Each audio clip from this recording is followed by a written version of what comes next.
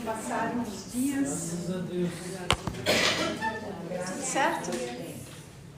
Todos com saúde? Graças a Deus, né?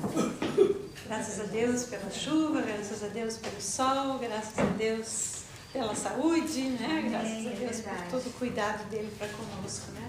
E por podermos nos reunir nessa noite como família bendita do Senhor, né?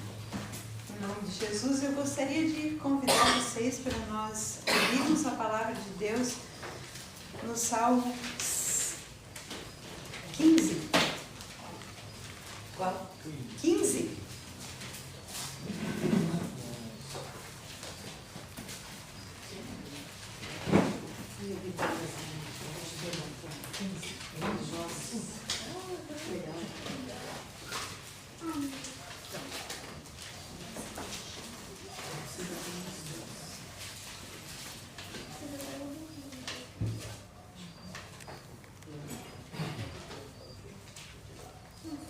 Todos acharam? Então vamos lá. Salmo de Davi, chamado O Cidadão dos Céus. Quem, Senhor, habitará no teu tabernáculo? Quem há de morar no teu santo monte? O que vive com integridade e pratica a justiça, e de coração fala a verdade. O que não difama com sua língua, não faz mal ao próximo, nem lança injúria contra o seu vizinho. O que a seus olhos tem por desprezível ao réprobo, mas honra aos que temem ao Senhor. O que jura com dano próprio e não se retrata. O que não empresta o seu dinheiro com usura, nem aceita suborno contra o inocente. Quem deste modo procede, não será jamais abalado. Tenho uma curiosidade que eu gostaria de partilhar com vocês sobre este salmo. Este é um salmo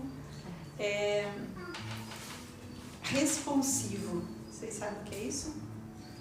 Aqueles que o sacerdote fala e a comunidade responde.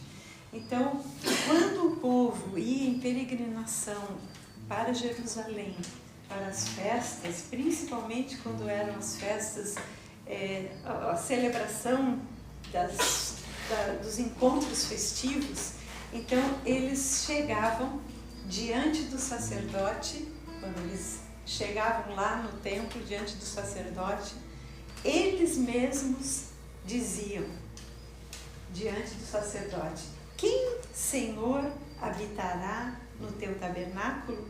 Quem há de morar no teu santo monte? Aí o sacerdote respondia: o que vive com integridade e pratica a justiça, de coração fala a verdade. Então, era uma forma que o sacerdote levava o povo que estava ali a refletir sobre a sua conduta, porque integridade tem a ver com caráter, né? Tem a ver com caráter. Integridade, a palavra significa algo que é inteiro, que não tem rachaduras, que não tem emendas. Algo que é íntegro é algo que é inteiro. Então, a integridade do cidadão dos céus, ela está baseada na justiça, em praticar a justiça, está baseada em falar a verdade. E é interessante porque aqui existe alguns versículos que se referem à língua. Então, falar a verdade, não difamar com sua língua. Difamar é maldizer, é falar mal, né? Então, além de falar a verdade diante de uma situação, não usar a sua língua para falar mal de alguém ou de alguma pessoa.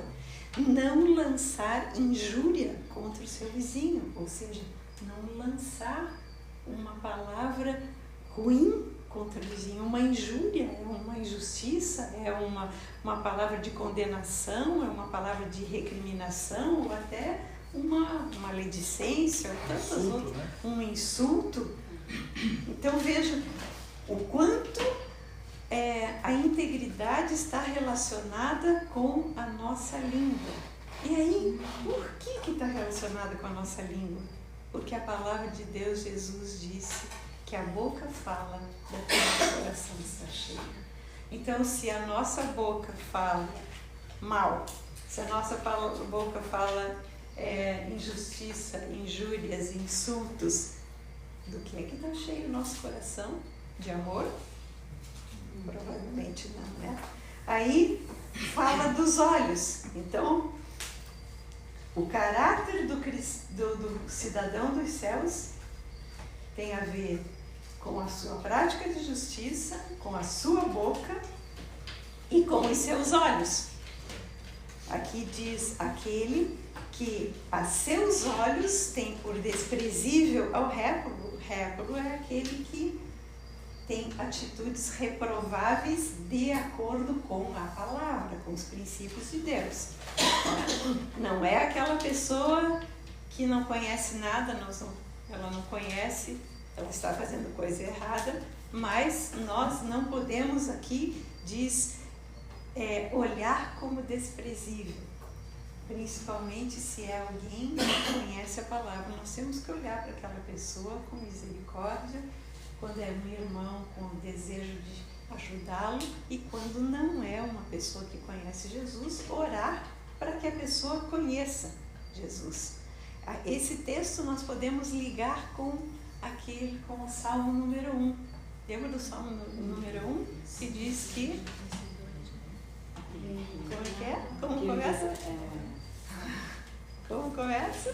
Bem-aventurado aquele que não anda no conselho dos ímpios, não se assenta na roda dos escarnecedores, nem se assenta na roda dos escarnecedores. Então, antes o seu prazer. ímpio, escarnecedor, pecadores, são pessoas de atitudes reprováveis diante dos princípios de Deus.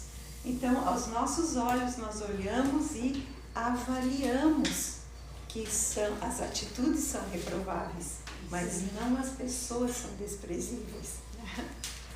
A atitude é que é. Depois diz o que jura, mas honra aos que temem ao Senhor. Então, vejam aqui, faz um contraponto, né? Aquele que é reprovável, a gente tem que olhar com desprezo para a atitude que é reprovável. Mas aquele que tem uma atitude de temor ao Senhor, nós devemos honrar. Outro, o que jura com dano próprio e não se retrata. Então, é aquela história de não adianta nós ficarmos nos justificando diante de uma situação de confusão. Melhor deixar a contenda de lado. Aqui, jura com dano próprio, ou seja, não faz mal que isso me faça mal para mim, né? Não faz mal que isso foi feito contra mim, porque quem é juiz é somente Deus, né? E aqui diz, continua, o que não empresta o seu dinheiro com usura, ou seja, não é errado emprestar dinheiro, mas é errado explorar pessoas cobrando juros elevados, né? E também aquele que não aceita suborno contra o inocente. Aceitar suborno, né, é você aceitar condenar alguém em troca de dinheiro.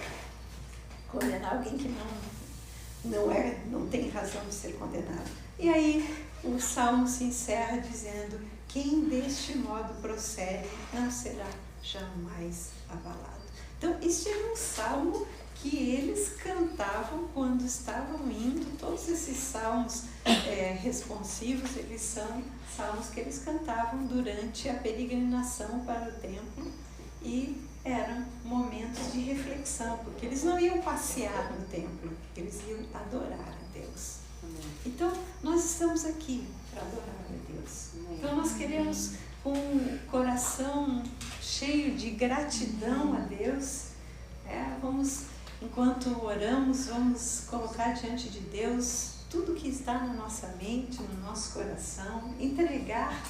Se temos algo que nos incomoda, se temos algo que nos chateia, se temos algo que alguém fez contra nós, ou algo que foi dito, foi falado, vamos entregar tudo aos pés do Senhor Jesus e deixar lá, porque Ele é quem julga e é Ele o único que é santo e que pode fazer todas as coisas serem transformadas. Amém. O Senhor é especialista em transformar coisas quebradas em coisas úteis, né? Aleluia. Amém? Então, vamos orar e aí vamos louvar o Senhor. Nessa noite nós temos aqui o acompanhamento de violão do Samuel. Quero dizer para vocês que Samuel tem se esforçado muito, né, em treinar, e ele e a Vânia têm ensaiado e ele está saindo muito bem, né? Ele começou a vir pouco tempo a estudar violão, então obrigada, Samuel, por se dispor a vir, né? Se dispor a nos servir com aquilo que Deus tem te permitido aprender. Vamos orar então? Pai querido, Pai amado, nós te agradecemos por podermos estar reunidos diante de Ti. Nós sabemos que, como um Pai de amor, Tu olhas lá dos céus, a Tua palavra diz que Tu te inclinas para ver o que se passa na terra. E Tu estás inclinado, então, olhando para nós, olhando para aquilo que está acontecendo aqui neste lugar. E Tu estás te alegrando conosco, porque estamos reunidos em nome do Teu Santo Filho, Jesus. Estamos reunidos porque queremos aprender a ser verdadeiramente cidadãos do reino dos céus. E obrigada por isso. Entregamos nas Tuas mãos todas as nossas preocupações, todas as nossas aflições, todas as marcas, as mágoas, todas as tristezas, tudo aquilo que perturba a nossa vida, tudo aquilo que perturba o nosso organismo, a nossa saúde, o nosso trabalho, tudo, Senhor. Nós queremos colocar aos pés da cruz, porque sabemos que este é o lugar de transformação. Obrigada por podermos confiar em Ti. Nós Te bendizemos e queremos agora entronizar-Te aqui neste lugar. Queremos louvar-Te de todo o nosso coração e entronizar-Te neste lugar. Recebe o nosso louvor e a nossa adoração. Amém?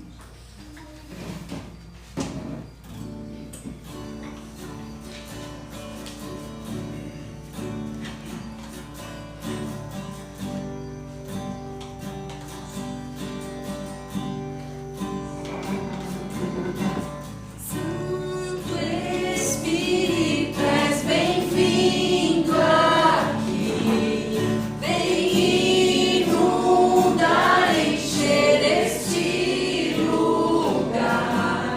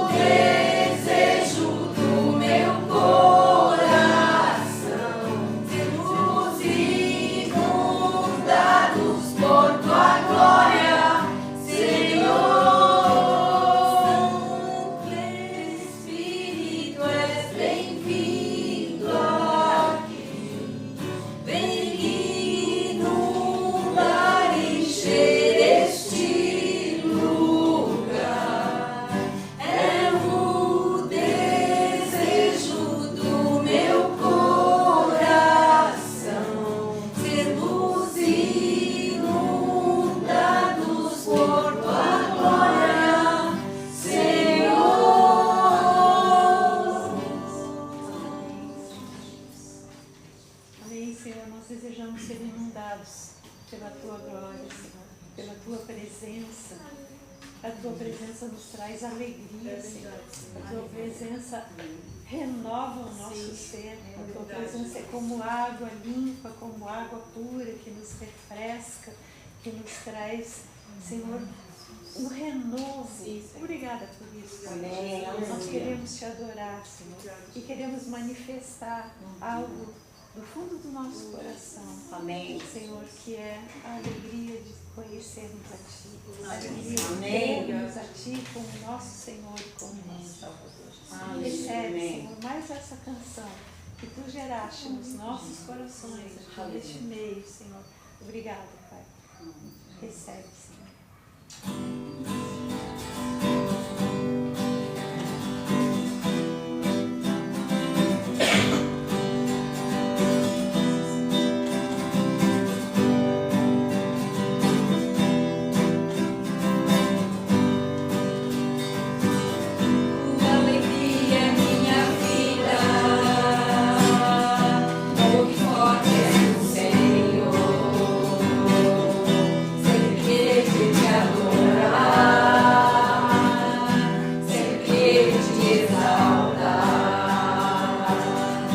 Santo, Santo.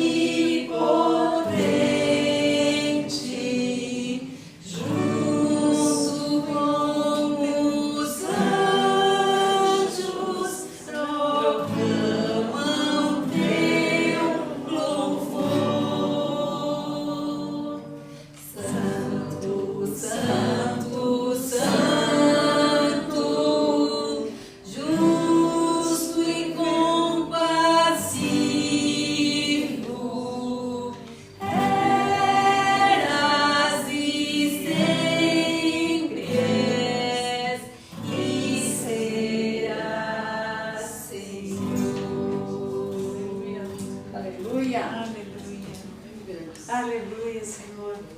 Santo, santo, santo é aquele que era, que é e que há de vir. Nós nos rendemos aos seus pés, Senhor. Gratidão, Senhor. Gratidão por trazeres essa canção ao coração da Wanda e da Jennifer. Foram as duas que compuseram essa canção há anos atrás. E fazia muito tempo que a gente não tocava e cantava. E agora o Samuel aprendeu, então podemos tocar e cantar. Né? Foi um período em que a Jennifer e o André e família, eles congregavam aqui conosco. Foi nesse período, a Jennifer tocava violão e teclado. O André também tocava violão e carrom, né? E naquela ocasião, então, Deus deu este louvor. Um momento bem especial, no dia do lançamento do meu primeiro livro, que foi tocado pela primeira vez. Deus deu para aquele dia. E é um cântico que nos acompanha. Deus é muito bom, né? Deus é maravilhoso. Então, com toda gratidão, nós queremos chamar as crianças. Queria dizer para vocês que uma das bases dessa canção é o Provérbio 18:10, que diz: torre forte é o nome do Senhor, a qual o justo se acolhe e está seguro. Então,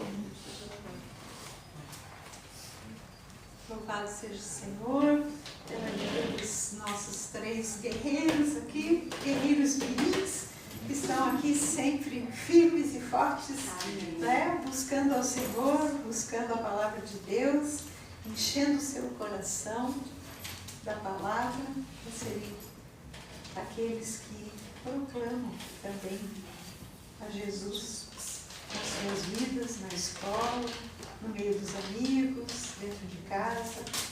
Em nome de Jesus, nós abençoamos vocês, para que mais e mais vocês aprendam da palavra de Deus e possam andar nesse caminho.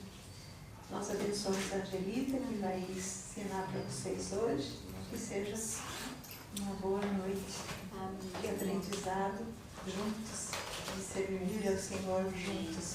Amém? Amém. Então, Deus abençoe. Tchau. Tchau.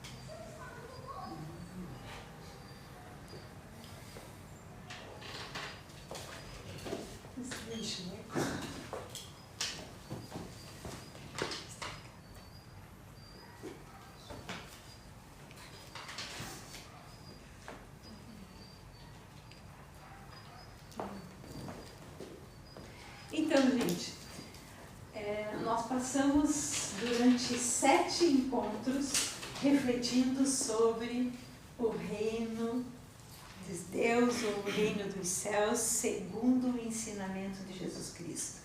Nós estudamos as 7 parábolas de Jesus no Evangelho de Mateus, no capítulo 13, que falavam do reino de Deus, né? Vocês lembram disso? Não vou repetir, só quero lembrá-los de que reino de Deus é um sistema de governo, o novo sistema de governo que foi implantado na Terra a partir do momento em que Jesus Cristo veio ao mundo e começou então com e teve o seu momento de ministério público. E assim como o reino de Deus é um sistema de governo, nós vamos pensar que no Brasil nós também temos um sistema de governo e nós somos então cidadãos brasileiros, não é verdade? Todos os que nasceram no Brasil ou que tomaram a cidadania brasileira, né? São cidadãos brasileiros, têm uma identidade como cidadãos. Qual será a identidade dos cidadãos do reino? Então hoje nós vamos refletir sobre qual é a identidade dos cidadãos do reino, vamos refletir sobre características que Jesus colocou a respeito dos cidadãos do reino. Nós lemos o Salmo número 15, um salmo de Davi, escrito por Davi, e Davi colocou ali as características do cidadão dos céus, né? Do reino dos céus, está ali no Salmo número 15. Mas eu não sei por vocês, quando eu leio, eu acho que é tão difícil a gente viver tudo aquilo que está escrito ali, não é verdade? Parece que a gente não vai conseguir viver em integridade sempre, viver em justiça sempre, porque nós somos falíveis. Mas o que é que Jesus ensinou? Ali, quando Davi escreveu aquele salmo, Davi não conheceu Jesus. Davi foi anterior, né? Viveu em tempos anteriores ao nascimento e à vida de Jesus na terra. E Jesus, ele veio para justamente nos mostrar como o reino de Deus é simples. Quando o povo recebeu as leis, eles receberam em primeiro lugar os 10 mandamentos, né? Lá o povo escolhido. E estes 10 mandamentos era também uma forma de adequar a vida deles à vontade de Deus, aos princípios de Deus, para revelar a Deus em todos os lugares onde eles estivessem, para todos os lugares aos quais eles fossem. Mas eles transgrediram. Depois vieram mais leis ainda, né? Além dos 10 mandamentos, mais um outro tanto de leis. E os judeus até hoje têm lá aquelas 613, eu acho, leis que eles têm até para cozinhar, para higiene da casa, higiene pessoal, para tudo eles têm leis. E é claro que ninguém consegue cumprir tudo isso, mas eles ficam presos nessas leis. E Jesus queria que nós aprendêssemos que a vida com Ele não é uma vida de escravidão, é uma vida de liberdade. Mas não é uma vida de libertinagem, é uma vida de liberdade. Então hoje nós vamos refletir sobre isso.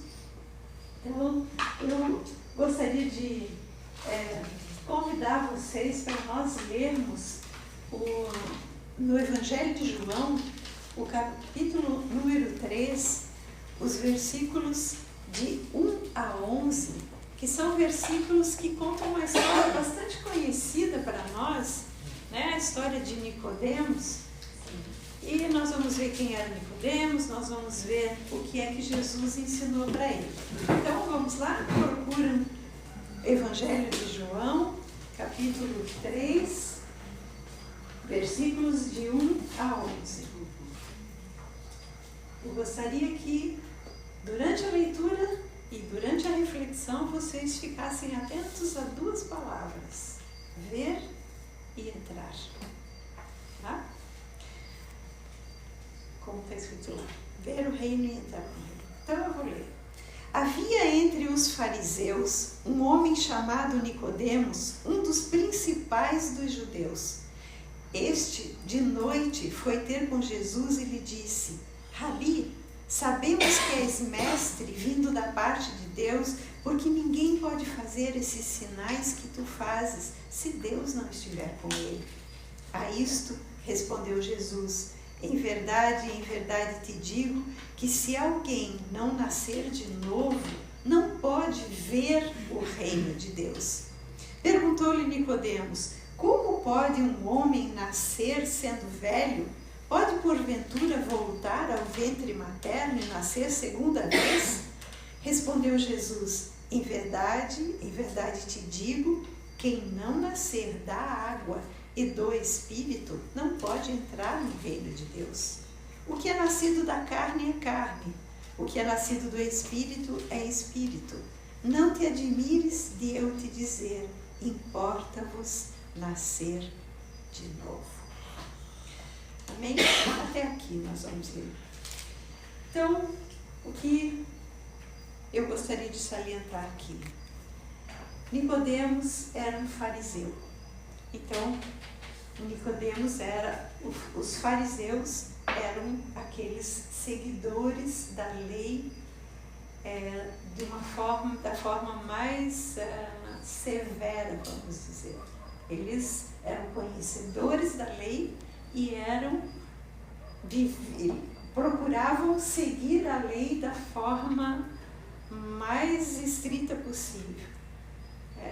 Então, e Nicodemos era um principal dos fariseus, ou seja, ele era um mestre, um doutor, ele ensinava os mais jovens da linhagem dos fariseus para aprender a viver dentro das leis, a praticar as leis. Gente, isso era praticamente uma prisão para eles, porque eles entendiam que eles precisavam seguir e cumprir aquelas leis, e os que tinham mais conhecimento praticamente exigiam dos outros que cumprissem todas aquelas leis. Então, era um sistema que os mestres dos fariseus, eles ficavam vigiando os mais novos para ver se estavam cumprindo. Então, era um sistema praticamente de uma escravidão. Eles sabiam, os judeus, que haveria de vir o Messias que iria libertá-los da escravidão romana, né? Do jugo do governo romano. E eles queriam um Messias que fosse um governador que governasse no lugar do governo romano, né? Alguém político. Mas Jesus, mais importante do que a libertação do governo político de Roma e da exploração dos romanos, né? Com as cobranças exorbitantes dos juros sobre todo o trabalho deles, né? Tudo, mais do que isso, Jesus queria que eles fossem livres de ser subjugados pela lei, porque o reino de Deus é um reino de amor. Deus criou o homem para ser família com ele. Deus criou o homem para que fosse filho e não para que vivesse. Nós damos regras para os nossos filhos para organizar a vida e não para escravizar. Né? Vamos escravizar os nossos filhos, tem que fazer isso, tem que fazer aquilo, se não fizer vai para o inferno, se não fizer Deus castiga. Não é isso. Nós colocamos limites e eles precisam de limites, mas ali havia algo exagerado e, sem dúvida, quando há um exagero na exigência, sempre vai haver transgressão. Não é verdade? Então, assim eram os fariseus. Mas o que aconteceu com esse fariseu? Ele era um mestre, ele ensinava e, de repente, ele ouviu falar de um mestre. Vejam que ele chega para Jesus e ele chama Jesus de Rabi. Rabi significa mestre. Então, ele reconhecia que Jesus era um mestre. Por quê?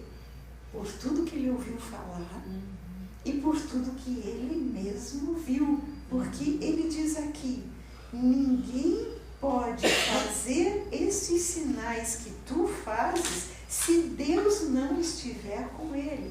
Então, ele estava reconhecendo que Jesus era um enviado de Deus, porque ele diz, és mestre vindo da parte de Deus. Só que ele não conseguia entender como que aquela pessoa simples, sem todo aquele aparato dos fariseus, sem aqueles trajes que eles usavam, sem aquelas cerimônias todas, como é que ele podia fazer os sinais de cura, de libertação, de transformação de vida? Porque não era só cura e física, não era só libertação espiritual, pessoas eram transformadas no seu modo de ser. de tratar os outros, de olhar para o próximo, então ele vem. Agora veja, este homem vem de noite ter com Jesus. Por quê? Porque ele tinha uma reputação como mestre. E certamente ele teria que prestar contas dele procurar esse Jesus que estava sendo visto como um agitador porque estava perturbando a ordem, né? E estava vindo com alguns ensinamentos de que, por exemplo, olhando lá o Sermão do Monte, né? Bem-aventurados os humildes de espírito, porque deles é o reino dos céus. E assim, bem-aventurados os que têm sede de justiça, porque serão saciados, bem-aventurados. E assim, ele vem falando coisas que eram contrárias àquela que os fariseus ensinavam. Então, Nicodemos se aproxima de Jesus, eu creio que de coração sincero, porque se ele fala, chamo de rabi, chamo de mestre, e corre o risco de qualquer forma, mesmo encontrando-se à noite, ele correu o risco. Ele foi escondido, mas ele podia ter sido visto por alguém. E aí, quando ele faz essa pergunta para Jesus, como que tu podes fazer tudo isso? Aí Jesus responde para ele, aqui temos algo a observar. Jesus responde, em verdade te digo. Sempre que na Bíblia vocês encontrarem uma expressão repetida, é porque é algo que está sendo frisado.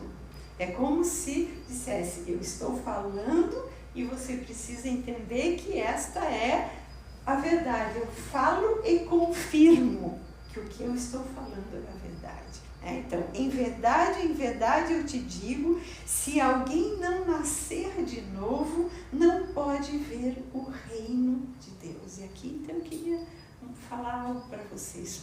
Por que ele não podia ver o que estava por trás dos milagres? Por que ele não podia entender o que estava acontecendo quando Jesus pregava, ou quando Jesus impunha as mãos, ou quando Jesus orava com as pessoas? Ele não fazia parte do reino de Deus. Ele não fazia parte do reino de Deus. Apesar dele ter o conhecimento de todas as Escrituras, dele ser um homem intelectual nas Escrituras, dele ser versado nas Escrituras, ele não fazia parte do reino de Deus. Por quê? Porque para ver o reino de Deus, era preciso ter um novo nascimento. Era preciso, e aqui nós vamos desenvolver essa questão do novo nascimento aos poucos, para que vocês entendam e possam passar para outras pessoas. Que não basta eu dizer que eu vi Jesus fazer um milagre, tá? Jesus transformou a vida da Luzia, Jesus restaurou a vida dela, é um milagre que eu estou vendo.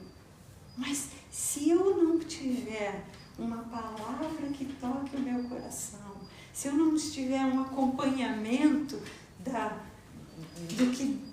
do que Deus está fazendo pelo Espírito Santo na vida dela, eu não vou entender o reino de Deus. Eu não posso nem enxergar de fato o que é esse reino. Porque reino é a soberania de Jesus sobre todas as coisas. Nada é difícil demais para ele. Nada é impossível. Ele mesmo disse um dia, os impossíveis dos homens são possíveis para Deus. Então, não há nada impossível. Aí, Nicodemos continua olhando no plano natural e diz, mas como pode um homem nascer, no versículo 4, nascer sem pele? Então, ele era uma pessoa de idade, provavelmente, né? Por essa colocação.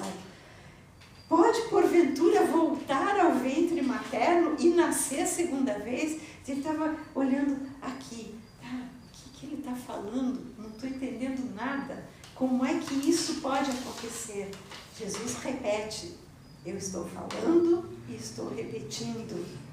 Quem não nascer, agora ele diz, o que é nascer de novo? É nascer da água e nascer do Espírito para entrar no reino. Então, tem pessoas que ficam só no plano do ver. Tem muita gente que não entra no reino. Tem muita gente que não desfruta do reino, porque não tem a palavra dentro de si e a palavra revelada. Aqui, quando fala que é preciso nascer da água e do Espírito, o que é água na Bíblia? O que é comparado com água? A palavra de Deus. Jesus disse, eu sou a fonte da água viva. Então, ele é a água da vida. E mais, em outro texto, ele diz, vocês estão limpos pela palavra que eu lhes tenho pregado. Então, a palavra dá vida e a palavra dá uma vida limpa. Então, quando nós escutamos, que palavra que é essa? A palavra de Jesus. Todas as escrituras, todo o Antigo Testamento, diz o apóstolo Paulo, em alguns textos está escrito que as escrituras do Antigo Testamento eram sombra do que haveria de vir. Então, tudo aquilo, sem dúvida, é a história, é Deus se manifestando, mas apontando para o que haveria de vir, que era Jesus. Então, as palavras de Jesus são elas que nos fazem desfrutar do reino e nascer para o reino. Dá para entender? E o Espírito, nascer do Espírito é o quê? É ter revelação da palavra. Às vezes as pessoas dizem, poxa, eu não tenho revelação da palavra. Como é que você entendeu isso dessa forma? Como eu leio e nunca entendi. Gente, nós precisamos receber a verdade de que quando nós reconhecemos Jesus como nosso Senhor e como nosso Salvador, nós recebemos o Espírito do Filho dentro de nós. E o Espírito do Filho é que nos permite chamar Deus de Abba, Pai, ou de Paizinho. Então, nós precisamos duas coisas: conhecer a palavra de Deus, deixar que a palavra entre como semente no nosso coração e deixar que o Espírito do Filho nos traga revelação dessa palavra. Para quê? Para que a gente aplique na vida. Não adianta eu ter um grande conhecimento bíblico como tinha o Nicodemos, e naquela hora ele sabia que o Messias viria, ele sabia que o Messias viria e faria maravilhas. Ele sabia, estava escrito nos profetas, gente. O povo que andava em trevas verá a grande luz. Por quê? Porque um menino vai nascer, um filho vai ser dado, e o governo vai estar sobre os seus ombros, e o seu nome será maravilhoso Conselheiro, Deus forte, Pai da eternidade, Príncipe da paz. Eles sabiam disso. Eles sabiam que estava escrito que em Belém nasceria Jesus. Está escrito no Antigo Testamento. Os profetas menores falam isso. O profeta Isaías profetiza sobre Jesus. Eles tinham esse conhecimento, mas ainda estava pouco entendido, porque eles precisavam, e ele precisava, Nicodemos, crer no que Jesus estava falando naquele momento para ele. Jesus disse para ele, o que é nascido da carne é carne. Então, não tem nada a ver com o nascimento natural de nascer da barriga da mãe, porque é nascido do Espírito, é Espírito. É preciso nascer do Espírito, ser gerado pelo Espírito Santo para ter esta nova vida. Então, vejam que nascer da água está relacionado com crer nas palavras de Jesus e buscar vivenciá-lo. Tem a ver com fé e obediência. Tem a ver com seguir os passos de Jesus. Nicodemos, ele viu os sinais, ele viu as maravilhas feitas por Jesus, ele estava ouvindo as palavras palavras de Jesus, mas para nascer de novo, ele precisava crer que Jesus era o Messias. E não apenas crer, mas por amor seguir. Porque todas as pessoas que se encontraram com Jesus, Jesus dizia: vem e me segue.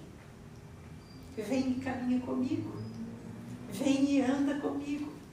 Mas Nicodemos tinha muita coisa para deixar. Então, nascer do Espírito significa ter o Espírito de Deus no interior, ser ensinado por Ele, para poder pôr em prática as palavras ouvidas. Agora, eu queria trazer algo para vocês aqui nesse momento que foi tão forte para mim quando eu estava estudando a palavra, porque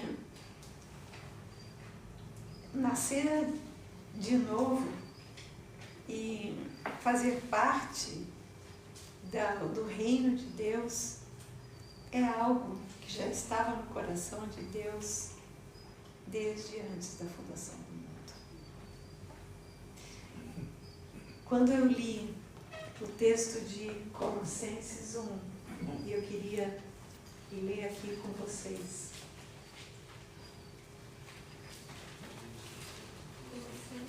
Colossenses, capítulo 1, versículos 12 e 13.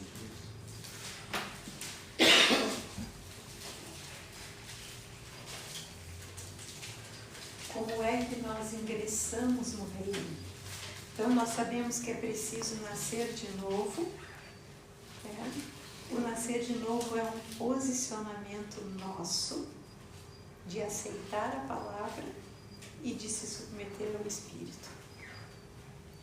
Mas o ingresso no reino já existia no coração do Pai como um projeto desde antes da fundação do mundo. Aqui está escrito em Colossenses 1, no versículo 12, diz assim: dando graças ao Pai que vos fez idôneos à parte que vos cabe da herança dos santos na luz. Ele, o Pai, nos libertou do império das trevas e nos transportou para o reino do Filho do seu amor, no qual temos a redenção e a remissão dos pecados. Então vejam, gente, o significado da graça de Deus. Pela graça de Deus, nós vimos já aqui que Deus leva-nos até Jesus. Deus nos leva até o Filho. Jesus diz: ninguém vem a mim se o Pai não trouxer. Então, Deus, é graça de Deus nos levar até Jesus. É graça de Deus que, mediante a fé em Jesus, quando nós nos encontramos com Jesus, nós recebemos a salvação. Porque Ele veio para ser Salvador. Sim. É graça de Deus que Ele nos liberta da escravidão do pecado. Então, nós somos libertos daquele raiz de pecado que a gente herdou de Adão. Hoje nós não somos mais escravos daquele pecado. Hoje nós podemos nos posicionar e dizer: não, eu não vou cair nessa tentação. Eu não vou cometer esse erro. Eu não quero me afastar de Deus. Eu não quero. E se posicionar contra isso e buscar. O Espírito Santo me ensina a viver de uma forma dentro do que a palavra de Deus estabelece. Então, nós recebemos essa libertação da escravidão dos pecados, nós recebemos a reconciliação com o Pai, porque através de Jesus, nós passamos a ser filhos. Sim. E aí nós temos acesso ao Pai, a dívida que tínhamos, vimos já semana passada, foi quitada. Foi rasgado a dívida porque Jesus pagou o preço lá na cruz. Então, tudo isso nós temos e muitas coisas mais, mas veja, além disso, Deus, por sua graça, nos muda de reino. Então, entrar no reino dos céus, no reino de Deus, é projeto do Pai desde antes da fundação do mundo. posso afirmar isso? Gente, Efésios, vamos lá, vamos voltar um pouquinho. Na carta de Paulo aos Efésios, no capítulo 1, gente, esse é um texto que a gente devia saber de cor, gente, porque esse é um texto que enche o nosso coração de alegria, de esperança e de certeza. Efésios, capítulo 1, do versículo 3 ao versículo 5, nós vamos ler. Bendito o Deus e Pai de nosso Senhor Jesus Cristo, que nos tem abençoado com toda a sorte de bênção espiritual nas regiões celestiais em Cristo. Então, a bênção de Deus é contínua. Assim como hoje ela está sendo derramada neste momento sobre cada um de nós que está aqui. A bênção espiritual de revelação dessa palavra. Só que o versículo 4 diz, da mesma forma que hoje está sendo derramado, lá atrás, antes da fundação do mundo, Deus nos escolheu nele, ou seja, em Jesus, antes da fundação do mundo, para nós sermos santos, ou seja, separados para Deus, irrepreensíveis perante Deus, e em amor Ele nos predestinou para Ele, para a adoção de filhos, por meio de Jesus Cristo, segundo o beneplácito de sua vontade, para louvor da glória da sua graça, que Ele nos concedeu gratuitamente no amado. Então, o que eu queria que ficasse gravado em vocês, como ficou em mim, se fazer parte do reino de Deus é um projeto do reino dos céus, é um projeto de Deus desde antes da fundação do mundo. Vocês lembram que existem os nossos dias escritos no livro de Deus? Então, desde antes da fundação do mundo, o Senhor, por que desde antes da fundação do mundo? Porque quando Deus fundou o mundo, o que Ele queria? Ele queria uma família. Por isso Ele criou o homem à imagem e semelhança dele, o homem e a mulher, para ter uma família de filhos semelhantes a Ele e a Jesus, o Filho. Então esse é um projeto que já existia lá. Então já estava tudo estabelecido. Mas para a gente entrar, nós precisamos, gente, tem sempre um mais, né? Nós precisamos querer. Vocês leiam o verso que está escrito aqui nesse mapa mundi. Será pregado este evangelho do reino por todo o mundo, para testemunho a todas as nações. Então haverá o fim. Para quem será pregado o evangelho? Para todo mundo. Para todo mundo. Então, Deus quer ser Pai de todos. Por isso a palavra diz que Ele não faz acepção de pessoas. Não importa aonde estejam as pessoas, não importa quem elas são, não importa a língua, a raça, a cor, não importa o estado em que estão vivendo nesse momento. O projeto de Deus é que todos sejam filhos e todos façam parte do reino, todos façam parte da família. Só que isso tudo está programado por Deus, planejado por Deus. Mas nós temos que dar uma resposta.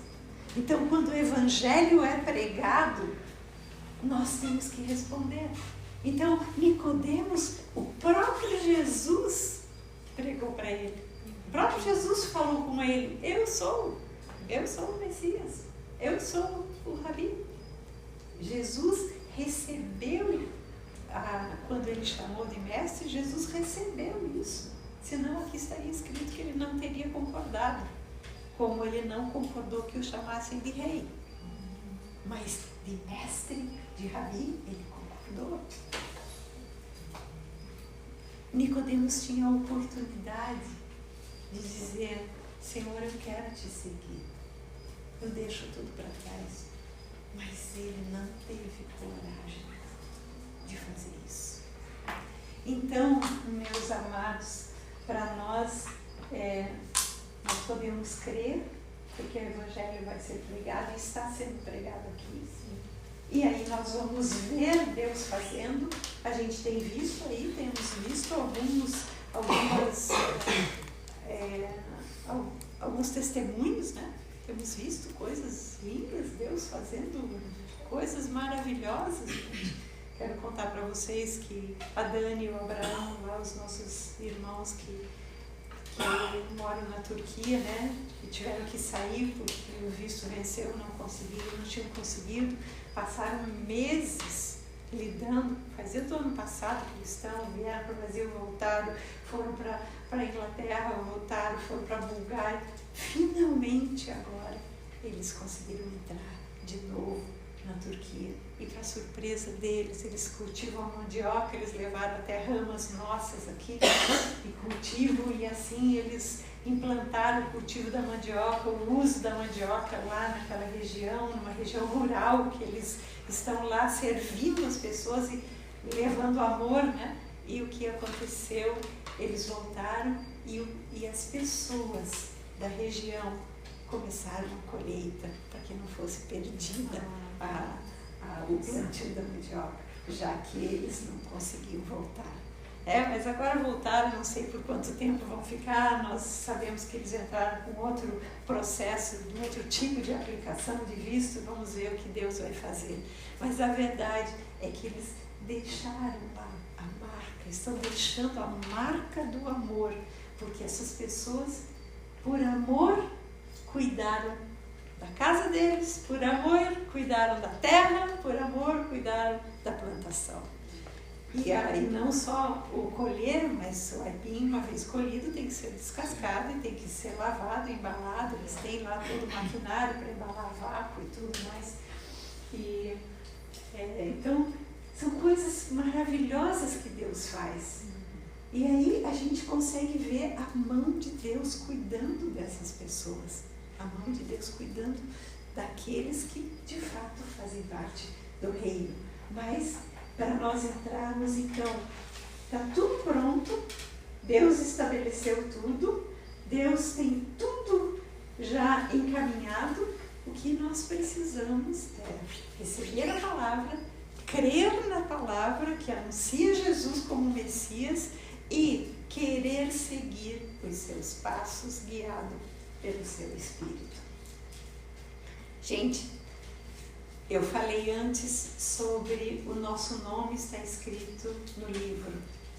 Então, todos nós, todos, temos um nome escrito no livro da vida. Deus não fica escrevendo, tirando.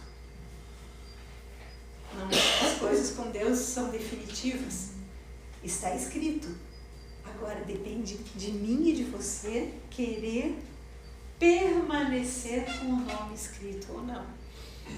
Então eu queria ler com vocês alguns textos. Existem inúmeros textos que falam sobre o livro da vida. Mas vamos ler, vamos começar pelo Lucas 10, 20. Lucas capítulo 10, versículo 20.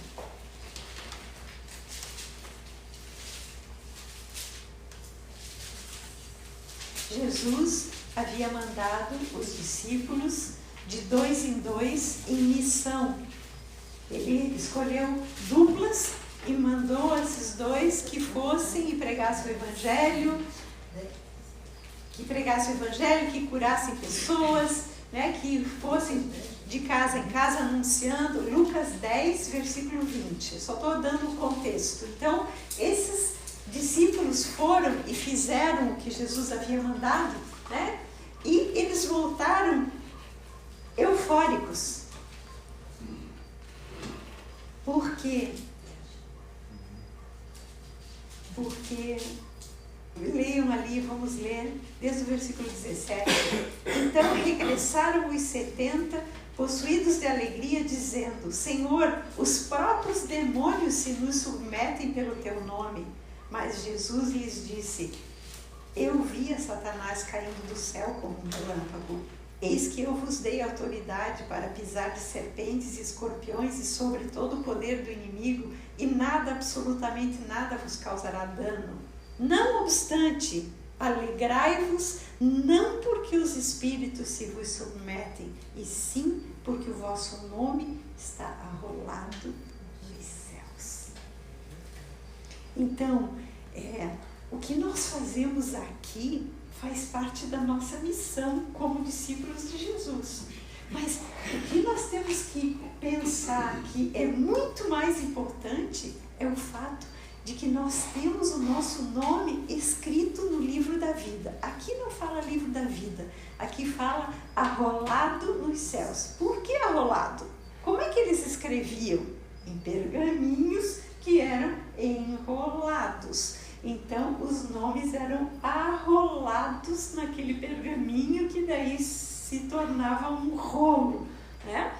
Então, ali estava escrito o nome, né? Só que isso, se referindo aos céus, Deus tem os nossos nomes escritos. Deus disse para Jeremias: antes que tu nasceste, antes de eu te formar no ventre da tua mãe, eu te escolhi. Então, nós temos o nosso nome e a nossa tarefa, escolhida por Deus, determinada por Deus, antes da nossa existência. Amém, gente? Amém. Agora vamos para o texto de Filipenses 4:3. Gálatas, Efésios, Filipenses. Aqui o apóstolo Paulo manda uma carta para a igreja de Filipos e ele faz uma referência a algumas pessoas que serviam a igreja na cidade de Filipos. Então, no versículo 2 ele diz assim: eu rogo, Filipenses 3, não falei para vocês? Desculpa. Eu não escutei, desculpa. 4:3, né? Rogo a Evódia e rogo a Sinti que pensem concordemente no Senhor. Eram duas mulheres que serviam a comunidade e ali o apóstolo Paulo está escrevendo para que elas andem em concordância. E a ti, fiel companheiro de jugo, ele está escrevendo para alguém que era companheiro dele nos ensinamentos que foi na cidade de Filipos. Peço que as auxilie, pois juntas se esforçaram comigo no Evangelho, também com Clemente e com os demais cooperadores meus, cujos nomes se encontram no livro da vida. Então aqui nós vemos que o nosso nome está por Deus estabelecido no livro da vida, mas ele é confirmado quando nós nos dispomos a servir. Ele não fala que vai estar revestido, se já se encontra. É verdade, né? Ele não fala o seu nome, não. Já está. Já se encontram, já estão escritos no livro da vida. Então, é importante porque senão a gente pensa, não, o meu nome só vai ser escrito na hora que eu disser sim para o Evangelho. Aí, de novo, é mérito. Entende? Nada no reino de Deus é mérito. Tudo é graça. A única coisa é nós aprendermos a desfrutar da graça de acordo com o que está escrito na palavra. Agora, mais um texto aqui, em Apocalipse. Vamos lá, nas cartas do Apocalipse, no capítulo 3, na carta escrita para a igreja em Sardes, versículo 5. Nós não vamos ler o texto todo, só vamos ler o versículo 5, que menciona o livro da vida e que menciona que Deus pode apagar. 3, versículo 5. Está escrito assim. Fala lá todo o que Deus viu na igreja de Sardes e depois diz assim. Vou ler o 4. Tens, contudo, em Sardes umas poucas pessoas que não contaminaram as suas vestiduras e andarão de branco junto comigo, pois são dignas. O vencedor será assim vestido de vestiduras brancas, e de modo nenhum apagarei o seu nome do livro da vida. Pelo contrário, confessarei o seu nome diante de meu Pai e diante dos seus anjos. Todas essas cartas foram ditadas por Jesus, né, para João, e João escreveu e encaminhou para as cidades. Então, existe a possibilidade do nosso nome ser riscado do livro da vida. Jesus disse: se vocês me confessarem diante dos homens, eu confessarei vocês diante do Pai. Então, eu penso que se nós deixarmos de confessar Jesus como nosso Senhor, como nosso Salvador, diante dos homens, diante daquelas pessoas que Ele nos coloca para nós levarmos o Evangelho, nós estamos nos colocando em risco de ter o nosso nome riscado do livro da vida. Meu amor, isso tem a ver com a salvação? Perde a salvação? Eu acho que salvação não se perde. Existem teorias diversas. Eu acredito que não se perde a salvação, porque a palavra diz que os dons de Deus são irrevogáveis. E a salvação é um dom de Deus mediante a fé em Cristo Jesus. É uma dádiva de Deus, né? Mas aí, por exemplo, assim, Como? visualmente, vamos dizer, eu estou tentando imaginar, vamos dizer, né? Tem o livro da vida, então as pessoas que estão no livro da vida têm um lugar específico. Daquelas que só têm a salvação, tem uma diferença entre aquelas que só têm a salvação. Provavelmente vai ter. Porque nós não podemos ter certeza, porque ninguém foi voltou para contar, né? Isso não se cumpriu ainda. Mas nós sabemos que existirão coroas e galardões, já falei aqui, e coroas e galardões mostram posições diferentes, né? Quem recebe coroas, existem diversas coroas na palavra, até nas cartas do Apocalipse existem diversas referências a coroas que nós vamos receber de acordo com as nossas a execução daquilo que Deus confiou na nossa mão. Né? Existem coroas, por isso tanto as cartas, ele repreende algumas cidades, ele mostra os pontos positivos e posta os pontos negativos, e aí ele diz: receba a coroa da vida, receba a coroa da justiça, recebe. Então tem diversas, isso a gente pode estudar um dia. Existem diversas coroas, então existem coroas diferentes e existem galardões. E galardões, se nós formos pensar que Jesus é Senhor dos exércitos, no exército quem recebe galardão? Aquele que cumpre a missão. Sim. Né? Que cumpre a missão recebe lá os galardões todos, né, que ficam na farda. O irmão Mestre, aquela parte que Jesus diz, que a pessoa diz: eu fiz isso, fiz aquilo, aí eu não te conheço, né? Então aqueles que estão no livro da vida, ele sabe quem são, né? Tem a ver também, né? Porque tipo, as pessoas dizem: eu fiz isso, fiz aquilo, mas eles não cumpriram, não viveram de fato com Jesus. Porque na verdade... Antes, né? Como?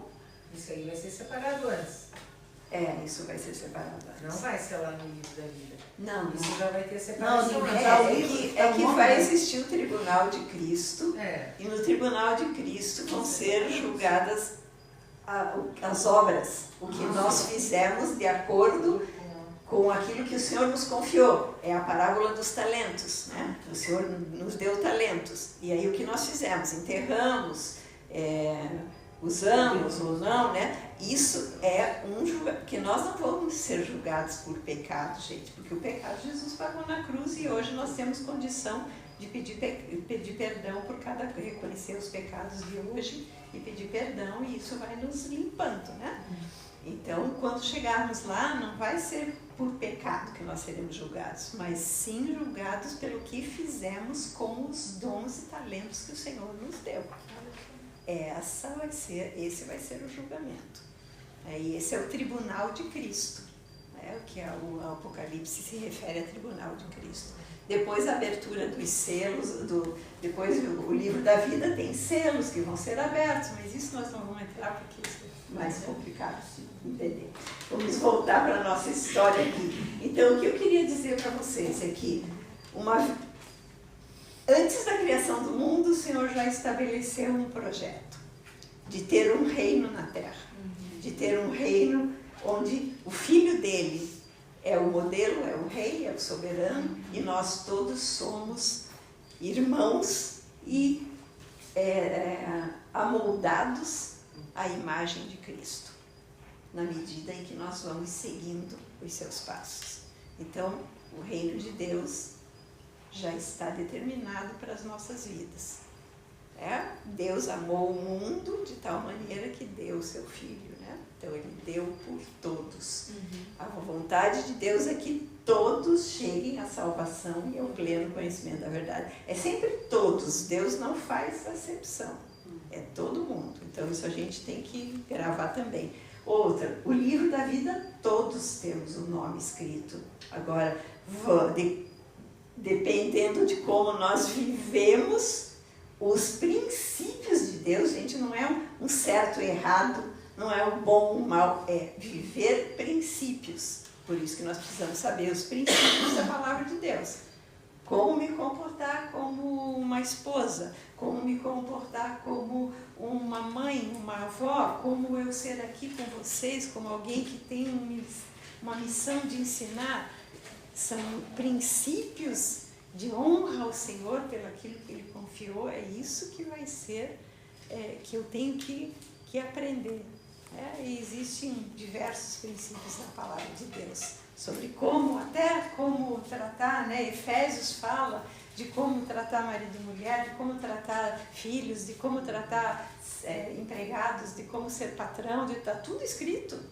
Então, no livro de Provérbios, então, tem ensinamento para tudo, né, gente? Então, esses princípios nós precisamos conhecer. Então, gente, agora, voltando, como nascidos de novo, porque nós nascemos de novo, se nascemos da água, se nascemos do Espírito, eu não vou entrar na questão do batismo de águas e batismo do Espírito, porque isso tem que ficar para um outro momento, mas como nascidos de novo pela água da palavra e pelo Espírito habitando em nós, nós somos crianças. E Jesus, lembram o que Jesus disse? Mateus 18, de 3 a 5, quando trouxeram as crianças para Jesus, havia uma discussão entre os discípulos. Quem será o maior no reino dos céus? E aí Jesus chama uma criança, Mateus 18, do versículo 2, Jesus chamando uma criança, colocou-a no meio deles e disse: em verdade vos digo que se não vos converterdes e não vos tornardes como crianças, de modo algum entrareis no reino dos céus. Portanto, aquele que se humilhar como essa criança, este é o maior no reino dos céus. Então, nós precisamos ser como crianças, para podermos crescer na semelhança de Jesus Cristo. Qual é a primeira característica de uma criança? Criança é ensinável. Criança quer sempre aprender. É verdade. Sempre ela quer aprender, ela é curiosa, ela quer aprender tudo. E é por isso que ela aprende, porque ela quer aprender. E em Provérbios 22, 6 diz o quê? Ensina a criança no caminho que deve andar, e mesmo quando for velho não se desviará dele. Então, se está dizendo para ensinar, é porque criança tem coração ensinável. Então, nós, quando nascemos de novo, quando nascemos da água e do Espírito, temos um coração ensinável? Gente, se nós não tivermos um coração ensinável, nós vamos ficar sempre crianças. E aí? Mas vamos olhar as coisas boas de uma criança. Criança é o quê? Criança é simples. Hoje em dia que os pais estão estragando as crianças, né? Dando um monte de brinquedo. Eu estava me lembrando hoje, enquanto estava estudando aqui, a primeira vez que veio a nossa neta para cá, a Júlia, ela tinha 5 meses, eles moravam na Alemanha, e aí eu colocava ali um tapete ali para ela ficar, que eu não queria que ela olhasse para a televisão, nós não queríamos, né? Então a gente colocava debaixo da televisão, porque aí ela não conseguia enxergar, né? E sabe com o que ela se distraía? Com papel de laminado. Ganhou presente desse, daquele, ela nem olhou os presentinhos, 5 meses, ela só queria o papel. Fazia aquilo assim, o tempo todo com aquele papel. Então, criança é simples. Criança se distrai com qualquer coisa. Dá uma porção de latinhas, de coisinhas para as crianças, eles se distraem. Pedrinhas. As crianças chegam aqui, elas adoram ficar pegando aquelas pedrinhas e joga para cá e joga para lá, as pedrinhas ali atrás. Então, criança é simples. Criança se satisfaz com pouca coisa. Esse é o natural da criança. Outra coisa, crianças não fazem acepção de pessoas. Eles brincam. Encontrou outra criança, eles já vão para se junto, já começam a brincar. Não importa se conhece, se não conhece, se é gordo, se é magro, se é feio, se é isso, se é aquilo, eles já começam a brincar. Então, criança não faz acepção de pessoa. Outra, criança tem um coração sincero. Eles falam o que eles estão sentindo. Não é verdade? Às vezes os pais passam vergonha, né, Marta? Quando nós recebemos o Rodrigo e a Cindy lá da Turquia, o outro casal, né, aqueles do café, que é a pequenininha, agora já é uma mocinha, levantou de manhã, olhou para o Walter, que cabelo horroroso. Ai, meu Deus. Os pais queriam se esconder. O tio, que cabelo horroroso. Jesus amado. Então, criança é sincera, mas é puro o coração, porque não era uma ofensa, era o que ela estava vendo. Então, gente, Jesus diz que nós devemos ser como crianças, ter coração ensinável, não fazer acepção de pessoa, é um dos ensinamentos de Jesus para nós. Praticar o amor, praticar a sinceridade, falar a verdade em amor uns para com os outros. Esses são ensinamentos de Jesus que são características de criança, gente. As crianças são humildes também. Elas também reconhecem o erro se nós deixarmos que elas sejam crianças. Senão a gente se pune muito, eles começam a esconder, começam a mentir. Tem uma fase que eles começam a mentir, porque estão buscando aprovação, mas aí é onde a gente tem que ensinar. Crianças creem em milagres, creem? Creem. As crianças não creem? Não, vamos orar, como a história do filho do Rodrigo, mas outras histórias, né? Que já temos, que cada um de nós talvez tenha uma história para contar de uma criança que não, vamos orar. Tá? Vocês que agora passaram por essa situação do Gomes doente, as crianças, vamos orar, né? Vamos orar. Então, as crianças, a Maitê. Às vezes até com relação ao clima, se tem um passeio, uma coisa assim, tá chovendo, pede a Deus para, né, que dê sol, no outro dia abre um sol assim, já passaram. E é incrível a oração de criança, é incrível. Criança também esquece as brigas, não é verdade? Eles se desentendem, daqui a pouco já passou tudo, já estão brincando de novo. Né? Então, não deixa amargura, né? Não deixa a amargura entrar no coração e criar raiz. As crianças, agora entra aqui, criança tem fome, não tem? E criança pede comida. Não é verdade? Será que nós temos fome da comida que Deus tem para nós? Não da comida aqui no plano físico, da comida espiritual. Dá-me de beber, dá-me de beber, dá-me, Senhor, né? Aquele que beber da água que eu tenho para dar, Jesus disse, jamais terá sede, jamais terá fome, né? As crianças confiam no cuidado dos pais. Não confiam? Se eles ficam doentes, eles não confiam que o pai e a mãe vão cuidar? Confiam, gente. E nós? Será que nós confiamos que Deus está cuidando de nós quando nós estamos adoentados ou quando passamos por uma situação? Não, é mais fácil correr para o médico do que correr primeiro para Deus e aí saber qual é o tratamento adequado. Né? E mais ainda, crianças gostam de colo. Não é verdade? Será que nós gostamos do colo do Senhor? Diz, Senhor, eu quero ficar no teu colo, não quero mais falar com ninguém, não quero conversa nenhuma, quero um descanso nos teus braços, aquietado. O apóstolo Pedro, ele escreve em 1 Pedro, capítulo 2, versículo 2, vamos lá ler, nós estamos quase acabando.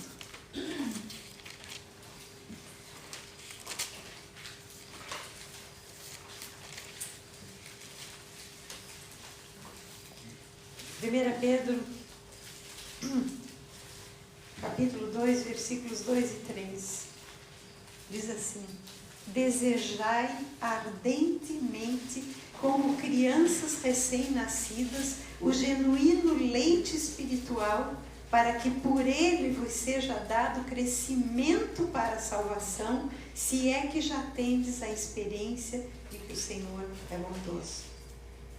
Como é que as crianças são quando são bebês? De 3 em 3 horas tem que comer, não é? E se não ganha comida, chora, né? Então, será que nós temos esse desejo, essa fome pelo alimento que Deus tem? Porque aqui diz que este alimento é para crescimento nosso, para desenvolvimento da nossa salvação. Então, crianças têm fome. E tem mais uma característica. Vamos lá voltar para Mateus, capítulo 11, versículo 25.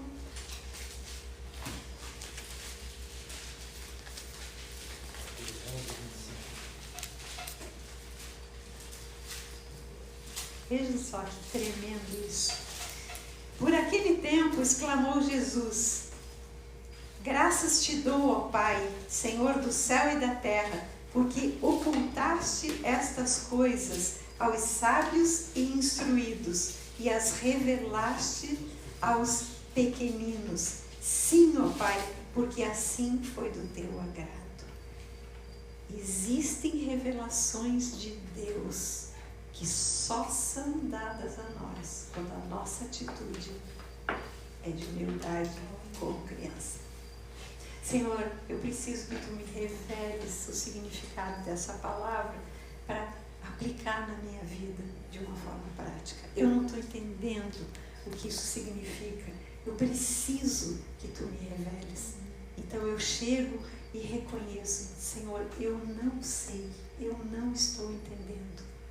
E aí o Senhor vem e nos explica. O Senhor, com o Seu Espírito, nos traz a revelação. Mas a revelação vem para aqueles que se diminuem. Humildade. Então, características, né, das crianças. Deixa eu escrever aqui. Ser como criança. Nós ensinar a ter fome, ser humilde, só que existe um mas. De novo, Efésios 4, do 14 ao 16, e aqui a gente está no fim.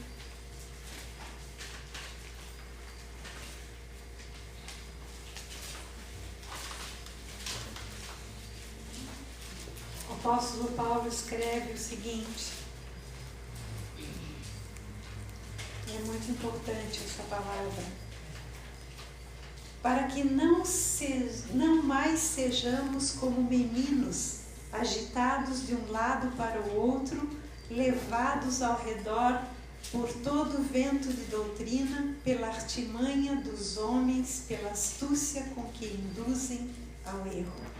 Este contexto é quando Jesus distribui as funções no corpo de Cristo. Apóstolos, profetas, evangelistas, pastores e mestres.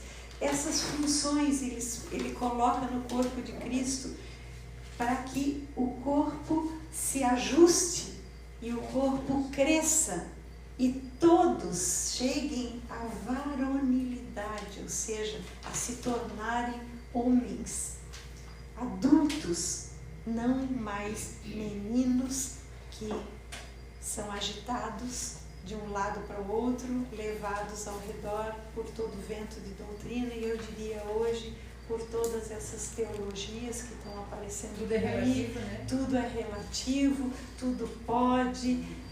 Gente, ninguém mais quer pregar sobre pecado, ninguém mais quer pregar sobre arrependimento, ninguém mais... Não, é só a bênção, a conquista, as promessas, as profecias, tudo isso. Você é vitorioso, você é mais do que vencedor e tudo vai dar certo, quando na verdade nós sabemos que Jesus aprendeu a obediência pelas coisas que sofreu. Então o sofrimento faz parte da nossa caminhada cristã. E as dificuldades fazem parte. Está escrito que passaríamos por tribulações. Mas o Senhor diz também que Ele não nos dá nada além daquilo que Ele mesmo nos capacita para viver e para carregar. E Ele está conosco. Então, o segredo está aí.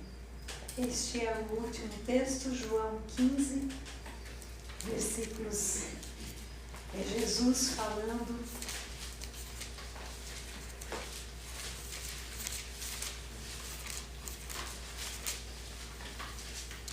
Dos versículos 5 até o versículo 8. Jesus diz: eu sou a videira e vós sois os ramos. Vejam só, quem permanece em mim e eu nele, esse dá muito fruto, porque sem mim nada podeis fazer. Vejam aqui que é escolha nossa permanecer nele. E quando nós escolhemos permanecer nele, ele permanece em nós. Porque ele não faz nada contra a nossa vontade. Agora, quando nós escolhemos permanecer nele, ele permanece em nós e aí nós vamos frutificar. Porque sem ele nós não podemos dar fruto. Mas se permanecermos nele, ele diz: se alguém não permanece em mim, será lançado fora, a semelhança do ramo, e secará, e o apanham, lançam no fogo e o queimam. Mas se permanecerdes em mim e as minhas palavras permanecerem em vós, pedireis o que quiserdes e vos será feito. Nisto é glorificado meu Pai, em que deis muito fruto, e assim vos tornareis meus discípulos.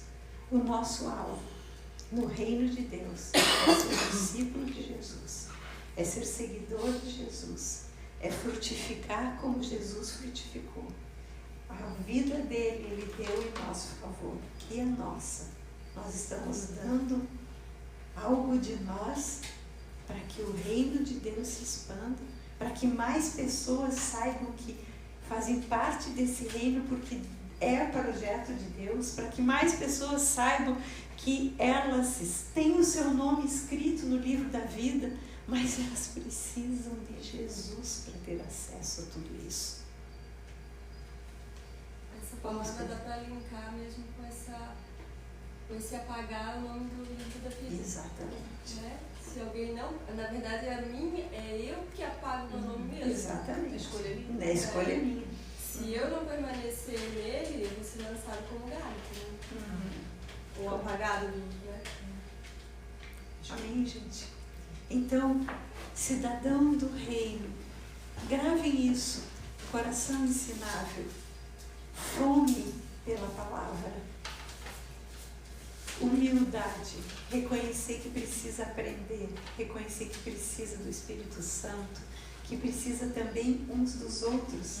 Esse texto que eu li de Efésios 4 fala que nós precisamos do corpo. É no corpo que nós crescemos, porque um ajuda o outro. Um vai ensinando para o outro, um tem uma experiência numa área, o outro tem experiência em outra, um tem vivência numa... E assim nós vamos juntos crescendo. E por fim, não sejamos infantis. Aqueles que ficam pulando de galho em galho, aqueles que ficam, hoje estou aqui, hoje estou lá, amanhã estou lá, não, mas aquela teoria mais interessante, aquela teologia mais interessante, aquele ensino, gente, esses são crianças infantis, imaturos. Então, não falo isso para falar mas para nós orarmos e para nós cuidarmos primeiro de nós, para nós não sermos infantis. E segundo, para nós também ajudarmos pessoas. Às vezes as pessoas estão desorientadas e às vezes passando por uma situação de dificuldade e resolvem ir para um outro lado, resolvem escutar um novo pregador na internet, que daí vem com a graça barata, né? Que é uma das linhas hoje bastante pregada por alguns pregadores, né? Tudo é graça, Jesus já fez tudo, eu não preciso de nada, quando a palavra nos diz que nós precisamos de posicionamentos diante do que Jesus fez.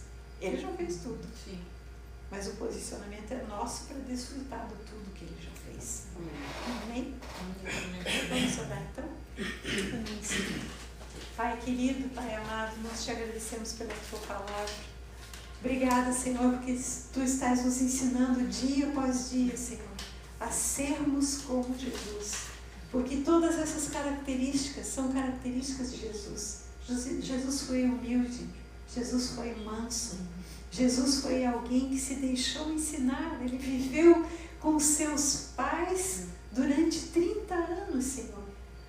Tanto aprendendo o ofício de carpinteiro com o seu pai, como aprendendo a palavra de Deus como um aluno lá na escola dos rabinos. Pai, em nome de Jesus, Senhor, nós não queremos ser infantis, não queremos ser levados por ventos de doutrinas, nem por novas teologias. Nós queremos ficar centrados na simplicidade da Tua palavra.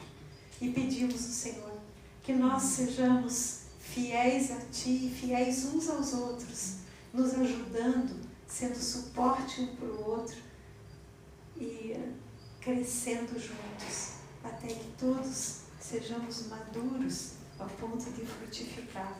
Uma árvore madura, ela frutifica fruto que é de boa qualidade, que tem semente para que novas árvores sejam semeadas e cresçam e frutifiquem.